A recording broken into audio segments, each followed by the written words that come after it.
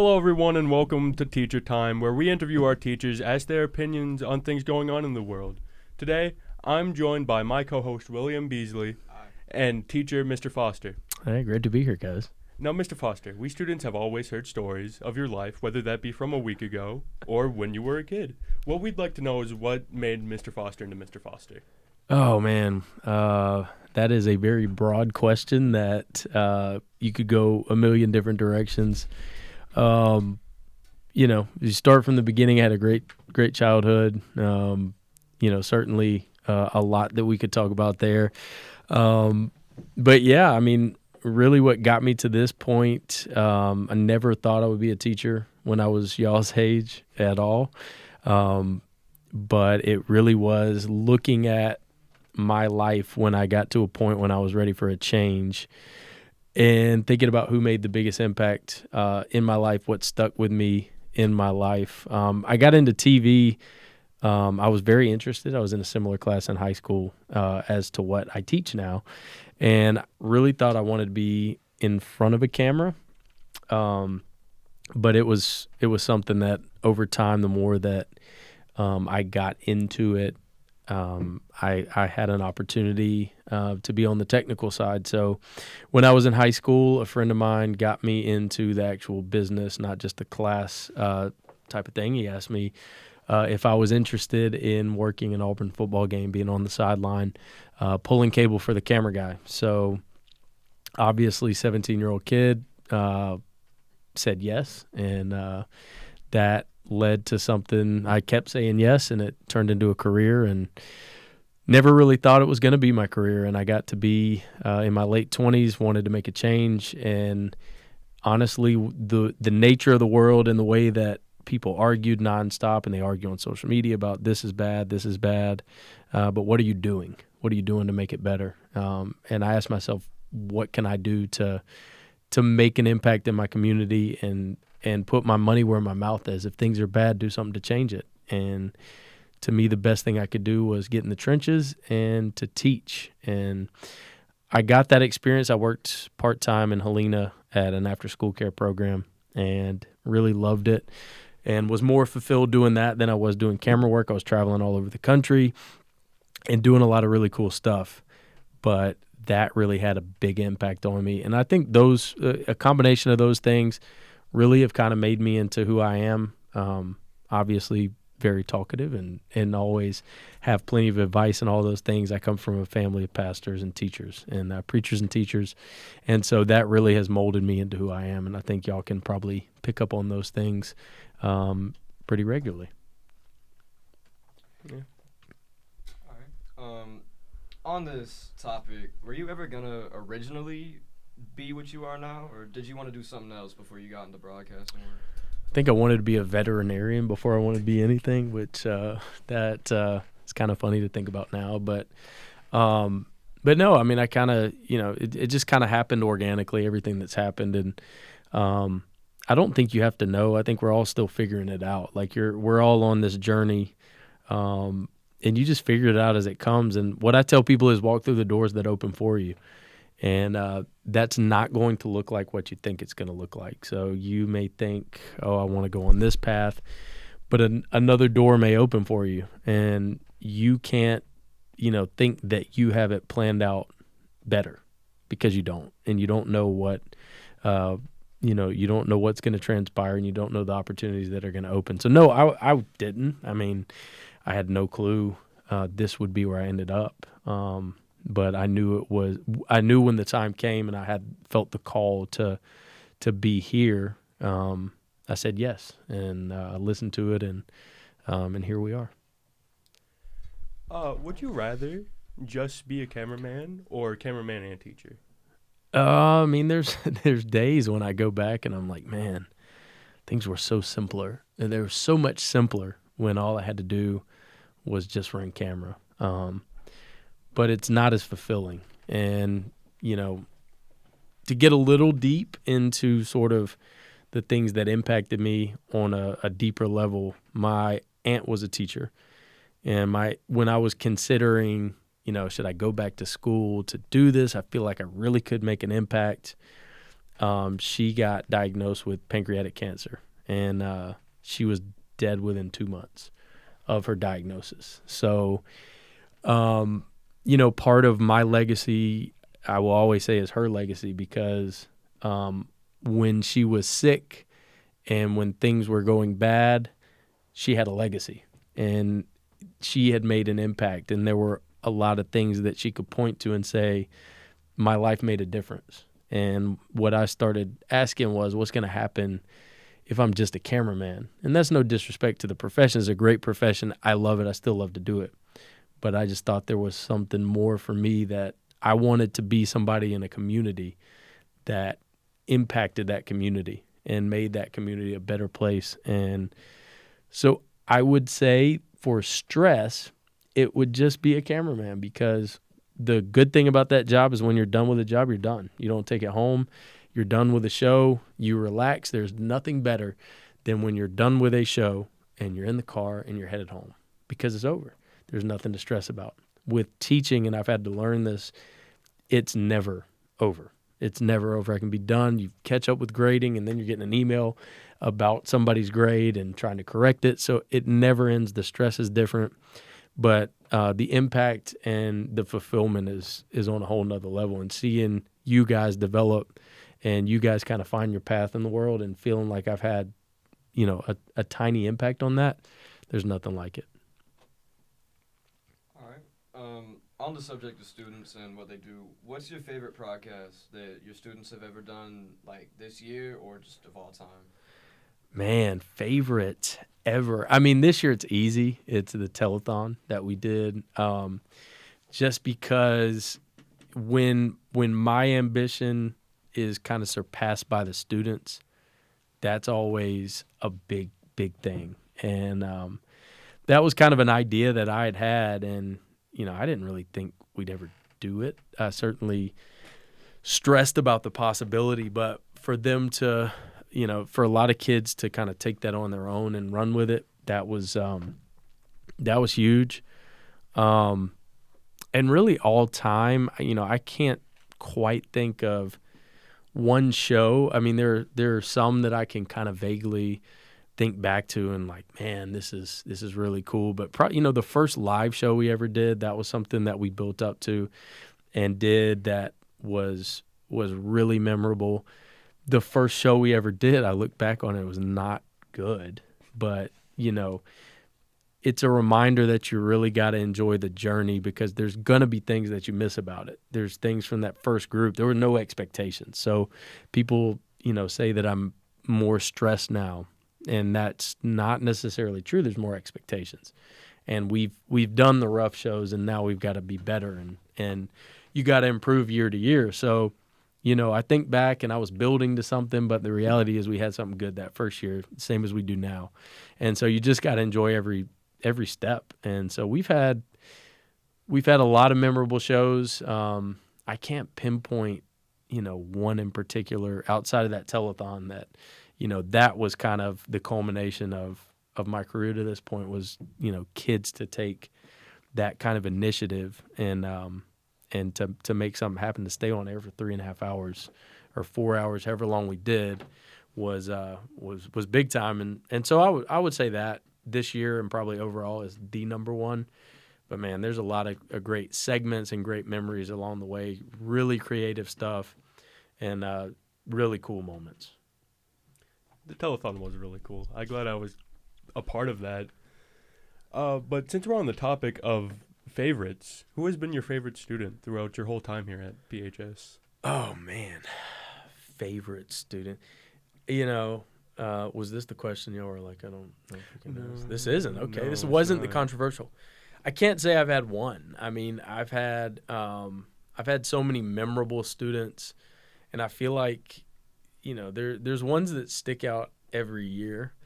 I really don't have a one favorite. I've got so many that have been so talented in so many different ways. I will say this, my favorite senior class, my best senior class overall is the senior class we have right now. What they have done in, the last couple of years. They're 4 years, they're the COVID class. They came in as freshmen that were you know, their first year was the masks and the virtual and all of that stuff. And for them to have grown the amount that they've grown in 4 years, they're the most accomplished and probably the most special as a, you know, overall class is this senior class. Funniest, got to be a guy, Kendon Maddox, that was here. Kendon Maddox graduated, I believe, in 2021. He was a kid, you know, he could get away with a lot because he was hilarious and is hilarious. So that's the funniest. I got a lot that near and dear to my heart. One that I've been talking to recently, Christian Matthias, was here my first year, those 4 years, and you know he meant a lot to me. There have been so many memorable, and you know even to name two, I'm doing a disservice to so many other kids that. I mean, the reality is you love so many kids, and you know, the best teachers I hope are the ones that really pour out their heart and mean everything. And yeah, that's the thing. You love 100+ kids a year, and you know, every bit of your heart you're really giving that of yourself, and that's the beautiful part of teaching, and hopefully that's reciprocated and the students understand it's. You know, it's not a show. The ones of us that love this job the way we do, there's a reason, and it's y'all. That's a great answer. On that topic, how do you give such thought out and long answers all the time? I got a busy mind, man. I got a busy mind. My mind does not stop. You know, there's probably. You know, could have been diagnosed with some ADHD back in the day. Probably still could, but, you know, to me there's just so much going through my mind. I'm a very passionate person.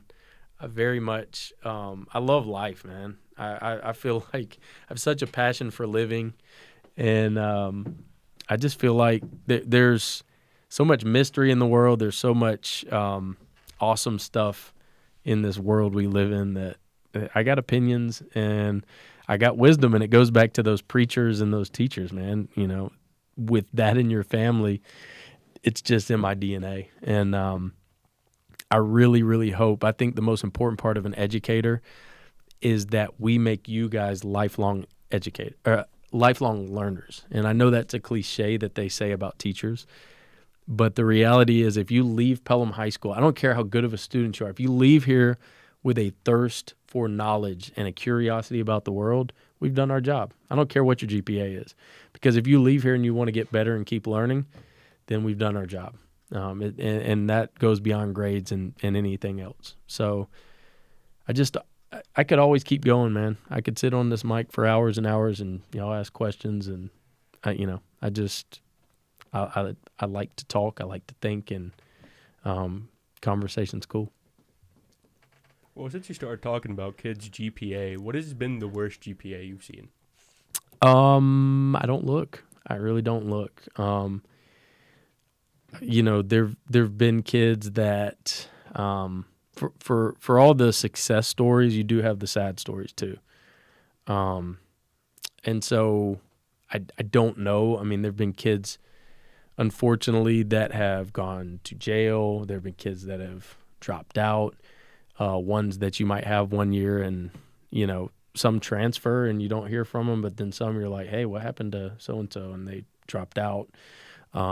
So I don't know. I mean, I mean it when I say I don't judge people on that. Like, y'all are on different paths and have different values at the age you're at. And it's very important for y'all to do the best you can in high school and beyond. But I know plenty of people who found success without having, you know, the 4.2 GPA that really struggled. So I know you'd love like, 0.5, whatever, but I don't know. I guess that wouldn't be possible. It'd have to be a 1 point something, right? But yeah, I mean, I don't look. If somebody asks, I'll look it up for them, but like I can't recall.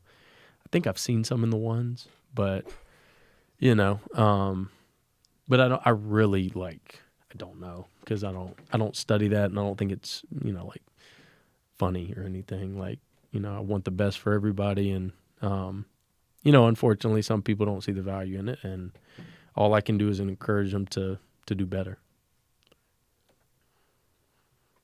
All right. This is just change the topic real quick. Since you talk about basketball so much, I personally and many have wanted to know, are you a menace on the court? Man, big time jump shooter. My problem with basketball was always this. I'm very stubborn. That's why I have a lot of patience. Like, how do you have patience with kids so much?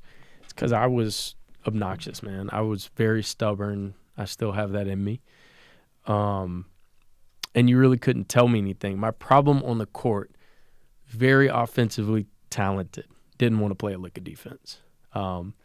There was a player by the name of Adam Morrison, who you guys probably don't know. He was a beast for Gonzaga back in the day. It was him and J.J. Redick, and it was like you were either an Adam Morrison fan or you were a J.J. Redick. And I was all Adam Morrison. He was like kind of a, not going to say hippie, but he had a little mustache and, funny-looking hair, and he was an awkward dude, but he could score the ball so well. And his quote was like, good defense is scoring more than your opponent.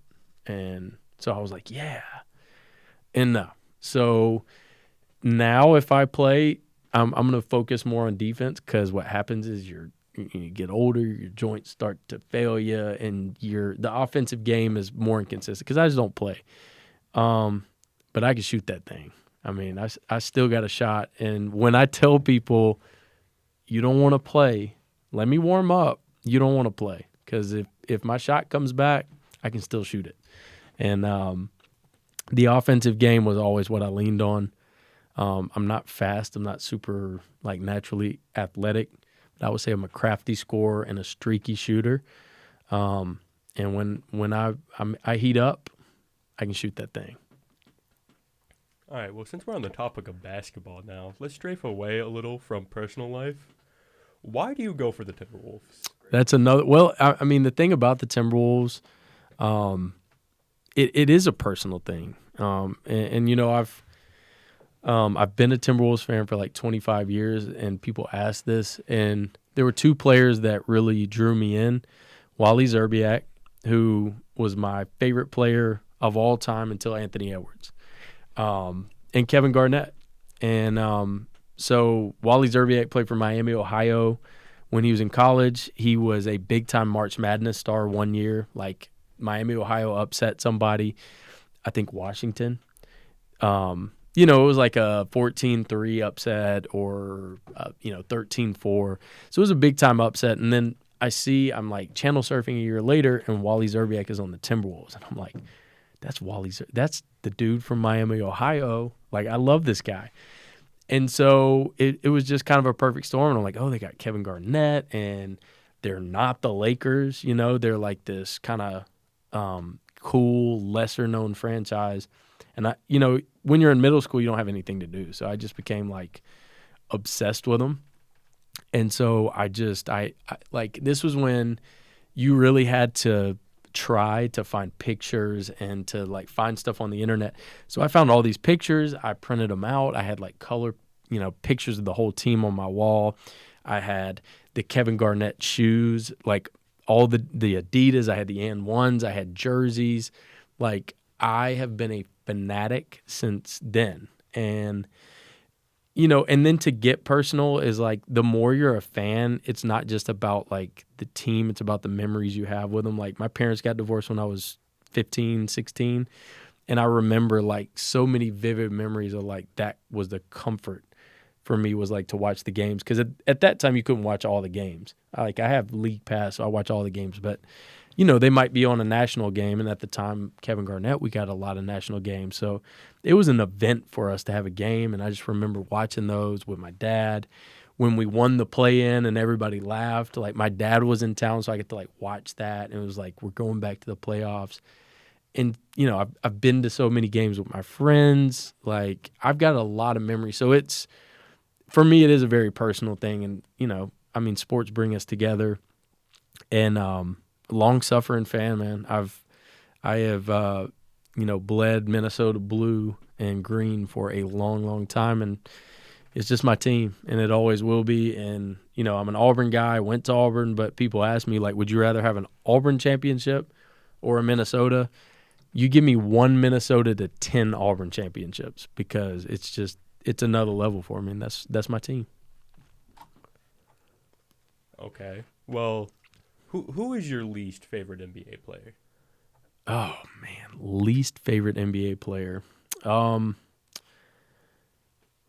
That's so tough to say. You know, I can't think of any that I just absolutely cannot stand. Like LeBron kind of drives me insane now with the way he's kind of gotten.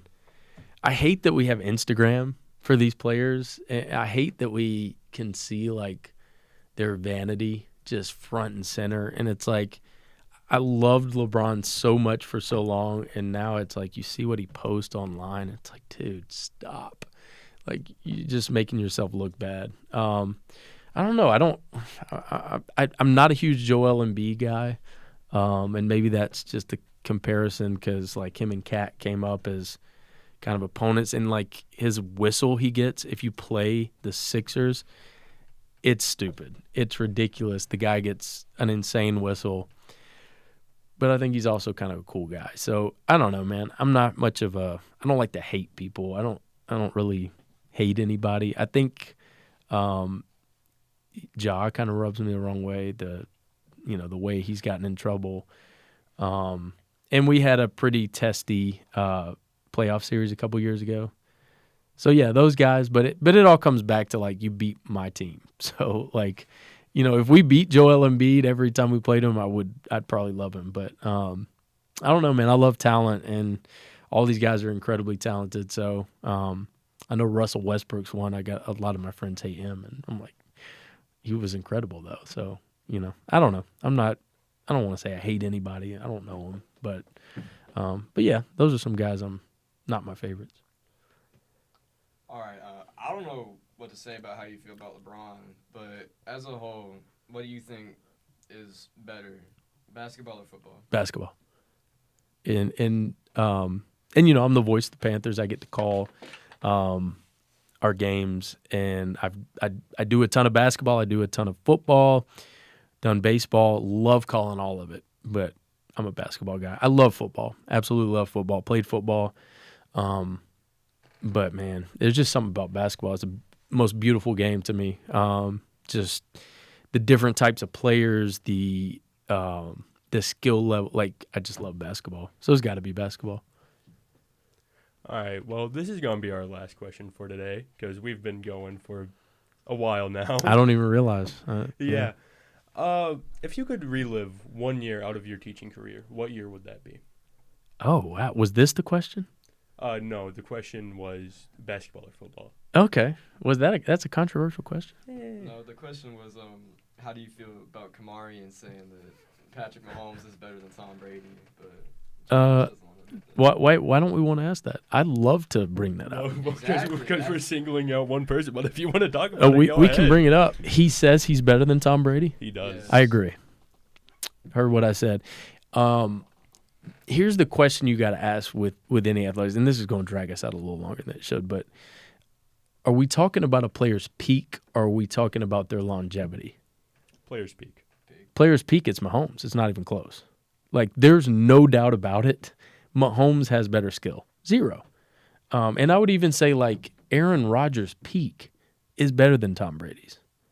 I don't like Aaron Rodgers that much, but there's no doubt at his best, if you watch the film, the issue with Aaron Rodgers that Mahomes does like Tom Brady is when a game tightens up, can you close? When it comes down to one possession, can you take your team down the field and win the game? Rodgers can't. He never could. Brady always can. Now, his team had some lucky bounces, and this is where Mahomes, I said this year, they're going to win. They're not the better team. He's the best player on the field. It's not even close. So to me, where he's at now, the peak is higher than Tom Brady's. There's still a lot of career to go. If you look at where the two of them are, I think Mahomes could eventually surpass him. I can't believe we've had these guys back to back. And Tom Brady, there's some sorcery of the guy. He's not He's not top 50 most talented quarterbacks physically or athletically, but he finds a way to win. And that to me is the number one skill an athlete can have. So why Michael Jordan will always be better than LeBron. LeBron doesn't have that. LeBron has all the skill in the world, can't close, can't do it. And you look back, and his championships is the same way, cannot close. That's why I'm very curious about Anthony Edwards. I think he has that DNA. Kobe had it, Jordan had it, Mahomes has it, Brady absolutely had it. Brady's the best of all time at that, but he is not the best. What else is he the best at? He's just the best at winning when it's close. So it's going to be interesting to see how the careers play out, but I don't think it's outlandish. I mean, the guy's he's young, and man, he's already got 3 titles. That's very impressive. So back to the original question. If I could relive 1 year of my teaching career, I'm only on year 6, so not a ton of options. The answer is I wouldn't. I wouldn't really want to relive them because, man, like my first year teaching is so tough. First year's teaching is so tough. You know what happened my second year? What? COVID. In March shut things down. You know what happened that third year? COVID. Yeah. So that was like, I'm out. That second year was a lot of fun. But, I met my wife like right before COVID. So maybe that one, like if you're going to up to that point, and I'll be honest, like the shutdown was great because I just met her and like we had each other, right? But man, there's been so much good in each year, and I like where we are. I'm interested to see where things are going to keep going. So I wouldn't go back and relive. I think each one's been an adventure. There's been a lot of growth, and that's the beautiful thing about life is you're going to get, you're going to have that growth, and ideally you're not going to want to go back. You might want, the knees you had when you were 18 or the back where your back doesn't hurt all the time, or maybe the hairline. I think I'm good with this, but yeah, man, you just got to enjoy where you're at in life, appreciate it, and learn from the past. So I'm good where I'm at. Okay, well, since you brought up the topic of hairline, I got to know, are you bald by choice or by genetics? Oh, it's genetics. It's genetics, man. I don't know many who it's by choice. I think it's a better look for me. But, I started losing it when I was like 20 or 21 and really like had some signs at like 18, like in high school. I remember taking off the football helmet in, 3 days in summer and like saw some trickling hairs, like what's going on there? But no, it's by choice. You just got to make that choice, man. It's not that bad. And, it's all about confidence, guys. Just be confident in who you are. That's just what it is. So bald men unite. Y'all had Coach Collins on here, so it's a cool trend. You got any more questions to ask, Will? No, I can't think of any right now. All right.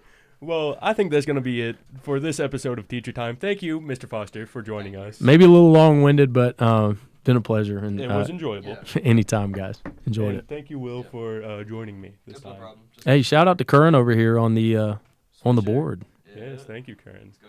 Our director. Yeah. So, peace. Yeah. It's my middle name.